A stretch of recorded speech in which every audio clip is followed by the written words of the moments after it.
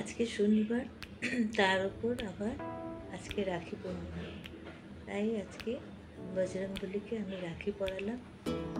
উপর থেকে আসন থেকে নিচে নামিয়ে এখানে পুজো করলাম, কারণ নিচে বসে পুজো করাটা অনেক সুবিধা।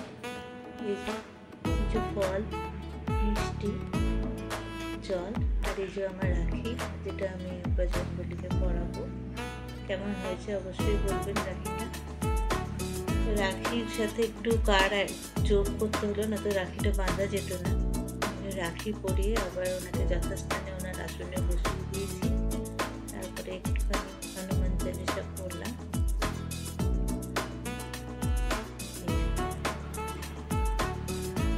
আমার তো নিজের ভাই নেই, মামাদের ফোঁটা দিই, কিন্তু রাখি আমি কখনো পরাইনি কাউকে, এই ফার্স্ট টাইম